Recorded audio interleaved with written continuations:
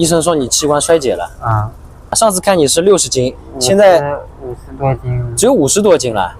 为什么你去年得了这么多病之后会去横店呢？因为我爸把我赶出来，他打我。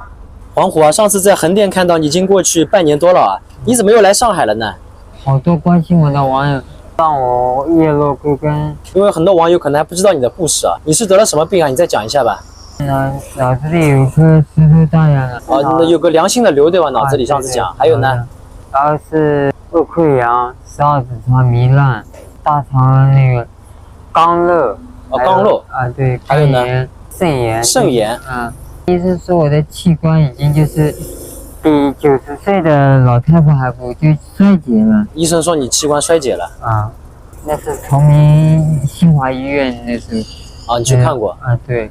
我让医生再给我说你这个有的检查要打麻药，不敢给我打麻药，而且因为麻药打了怕我扛不住，他说他们担不起这个责任。你现在只有多少斤了？上次看你是60斤，现在50多斤，只有50多斤了。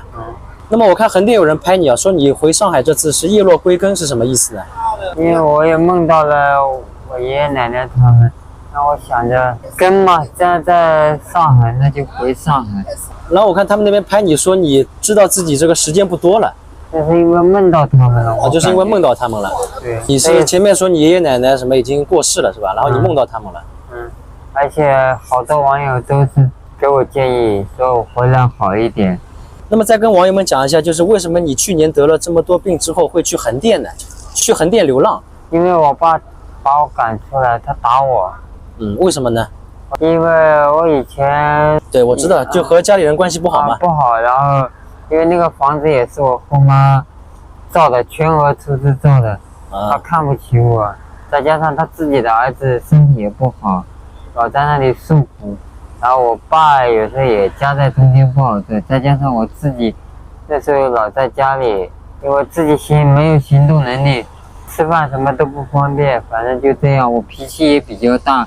地方心里很重视，那时候也不待见我，就把我赶在外面，吃饭也不叫我。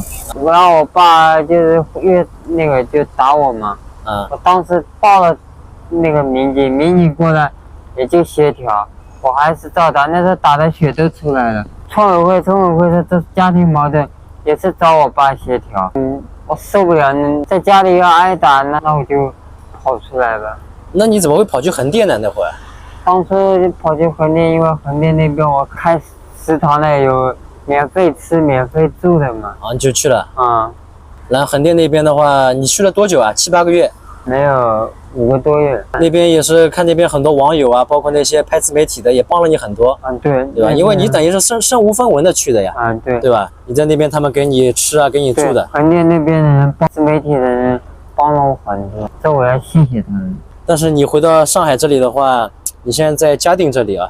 对，因为我奶奶去世之前在嘉定这边生活的，然后我在这边也待过，熟悉一点。上海所有的区，除了我崇明老家之外，就这个区我还熟悉一点。崇明老家嘛，你不敢回去？回了家里也没人。你回去过了已经？回去又出来了，没人。没人啊？那你？也真的是一把骨头了，已经是。然后你爸说什么？你不要回来，你回来我要赶紧出去，因为真的不是人。说到哪里是哪里，挂了就挂了，也认了。那么黄虎，你现在身上只有50斤了，你能给我们看一看吧？这个身体。而且因为那个肛瘘手术也没法给我做，你看我穿的是什么？内裤都穿的尿不湿。那么你现在就是说也不敢回崇明老家？对吧？不是我不敢，我回了没人，然后你回去过之后，你家里没人啊？没人，然后我给他发消息的，然后你爸说什么？你不要回来，你回来我要赶紧出去，因为真的不是人，不会再对你客气了。总之你滚远一点，这是我住人的地方，不是住牲口的地方。就你爸跟你的这个矛盾，看来还是在的啊。对呀，对吧？那么你之后还打算回去吗呢？那我就一直飘在外面啊？那没办法。那联系派出所，联系村委会，他们都是说协调，这是属于家庭矛盾。你都打过电话了？对呀，我等他们协调，万一到时候我爸把我打一顿，万一打好了，另外半条命也没了，一打没了。啊，那么你在嘉定这边，你这个身无分文的了，现在身上还有点钱吧？应该几十块钱。几十块钱。那你这个平时怎么办呢？你前面讲你乞讨啊？乞讨。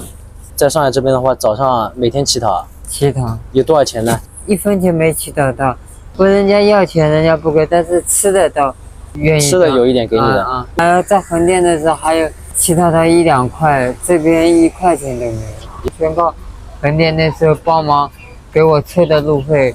那么你在这边现在1天3顿就是问那个？没有3顿，没有3顿，一天也就1顿，有麦当劳、肯德基捡剩的，捡剩的吃。那你晚上住哪里呢？过了12点，然后对过不有个网吧吗？电竞网吧吗？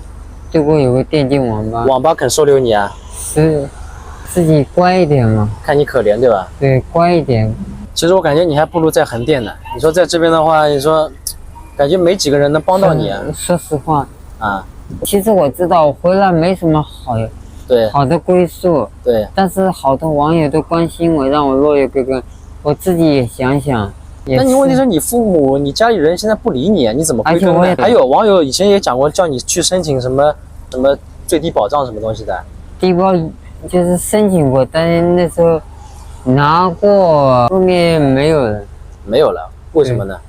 就是那时候我借网贷，借网贷把你取消掉了。没过审嘛。啊，没过审。因为要查银行流水账的嘛。你去年还在上海的时候，你不是说居委他们也帮你的吗？对吧？那你干脆再回去就投靠居委们上来，送什么福利院之类的。进福利院要我自己出一部分钱。你要出一部分钱的。对，我自己必须出一部分，没有免费的，除非是无保护。因为我有个爸爸在。有的人说免费的，那是针对无保护的国外的。那你现在崇明那个家的话，有你户口本上有你名字不啦？有我名字。有你名字啊？关键房子不是我没出过1分力。名字吗？可以不让我出的。可以不让你出，这倒是的。我们也没必要去绑架你，道德绑架他们。他们这个跟你之间的恩怨我们也不清楚，对吧？那你亲戚什么能帮你不啦？我亲戚他们也是一本难念，家里都有点，都也管不了你的这个。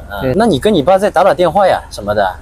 电话已经拉黑了，微信还好的。那你找你后妈呢？再跟他们态度好一点嘛。没用啊，发信息都不理我，蛮讨厌的。你这个也不能强迫人家这个，对吧？对，在这看网友们给你点什么建议吧，好吧？对吧？我这里呢，只能说是给你一点这个生活费，其他呢我也帮不了你什么，对吧？你毕竟你也不是外地的，外地嘛还可以去救助站什么的，你也去不了的这地方。上海打救助站，上海救助站你去的话，外地的也只能住1个月，也住不久的呀，对吧？你这蛮讨厌的，你现在这样子。我有时候在想，我趁着自己还有点力气，能稍微走走，那我好多地方都没去。稍微走走你就算了吧，你这样子你路都站不稳的人，你还到处走。飘到哪里是哪里，真的飘到那个地方，挂了就挂了，也认了。上海徐汇一区预装起了围栏，原本热闹街道变得鸦雀无声。大家好，我是王秋库，那么现在就跟着我镜头一起来看一看吧。好，朋友们，我现在在徐汇区的枫林路和林林路这里啊，发现这边啊突然安装上了很多绿色的栏杆。那么林林路这边呢，也属于是枫林街道。枫林街道在徐汇区属于是一个比较小的街道，但是人口呢却非常的多，因此啊也是一个人口密度非常高的街道啊。也正是因为这个人口密度比较高啊，因此枫林街道在这次上海疫情中呢，这个很多小区啊都出现了问题啊。有点反复，之前这边都是很热闹的啊，市井气很浓郁的，这下一装上围栏啊，好像一下子啊就变得鸦雀无声了。我前面也是问了一位附近的居民啊，说这边可能要关个7天左右。这个小区是林林路289弄啊，他运气比较好啊，两边都关掉了，但是小区呢依然是开着的啊。很多这个共享单车啊，小黄小蓝全部被关在了里面。哎呀，你看。这边马路对面也是啊，都是一些中小型的商店，老板们肯定这会儿啊又要哭了啊！刚刚开出来没几天，又全部关掉了，还配备着这个安保啊，在巡逻。对面这个小区是西木小区啊，属于是徐汇区这边一个中等大小的小区啊，里面房子60、70年代、80年代都有，跨度比较大。反正它这边这个门啊，林林路这边这个门，这个里面蓝色围栏啊。从疫情开始啊，就一直拦到现在，感觉好像没拆掉过啊，至少有几个月了。这个西木小区这次疫情啊，也可以说是多次上榜啊。它旁边这个一个证券公司，一个顺丰快递站也都是关掉了啊。对面是250弄枫林新村，这段本来是属于比较热闹的啊，这下呢再加上天热啊，马路上就更没什么人了。这边这个是法律援助中心啊，这估计是政府单位啊，好像没有用那个绿色栏杆拦起来。旁边这个是西南卫浴中学。现在来到零陵路小木桥路路口啊，我们看一下这边的情况啊，这边有个江南新村。江南新村好像这2天啊也上榜了，所以它这边我们看啊，也是用这个蓝色的围栏加上绿色的围栏啊，双层围栏把这个小区的侧门啊给堵住了。它旁边的商店也都是沾光了啊，全部绿色围栏拦起来了。确实防范的很细致啊，这种小门都不放过啊。对面这个新湖云亭啊，没什么问题。这是江南新村一个侧门啊。用的是绿色的栏杆，整条马路上啊，已经是非常安静了啊，没什么人了。这边还有一个保安在看守，因为江南新村的这边啊，几个楼栋啊都是沿街的。江南新村的房子啊也是比较老的啊，是上海最早的那批工人新村吧，算是50年代的房子。以前也是江南造船厂的啊，里面房子都不高啊，4、5层楼。这2年呢也是粉刷过了外墙，但是里面环境啊还是比较一般的。江南新村本来这里沿街啊一排都是很老的房子啊，这2年也是全部推掉了，造了一个小的绿地。我们继续往前面啊，江南新村的一个大门方向走啊，这边是中山南2路。我们看到底下啊单独的几栋也是被这个绿色围栏圈起来了，连这种铁窗啊也都是不放过。确实也没办法啊，必须把这个势头啊扼杀在摇篮里面。居民们啊也只能稍微熬一熬啊，咬咬牙。这里就是江南新村的一个侧边一个大门啊。现在又回到了大木桥路上面啊，像再往前面呢，赵家浜路方向那块啊，还有那个中山新村啊，大家最近应该也知道啊，也是出了点问题。大木桥路近些年啊变化也是相当的大啊，看到两边这房屋啊都展现出了非常崭新的一面啊。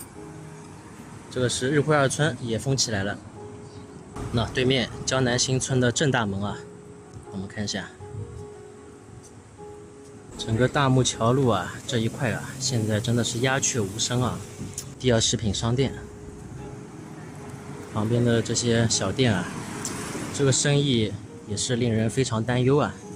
日晖6村之前上榜的频率啊也是比较高的啊，但是最近呢感觉还是比较稳的啊。这里是小木桥路啊，商店啊好像也拿这个绿色的铁栏啊给放起来了啊，因为它是属于西木小区周边的。哎呀，现在的市区啊真的就和以前的郊区一样啊，人烟稀少啊。那这边是西木小区440弄的一个口子啊，也是层层的围栏。但是对面靠日晖6村一边的商店啊，就没有被这个铁栏杆给拦起来啊，还是非常的精细化管理的。好了，朋友们，那么今天的视频呢就分享到这里啦。喜欢秋裤的也可以点个关注，点个转发，也可以在评论区和秋裤进行交流。我们明天的视频再见吧，大家再会。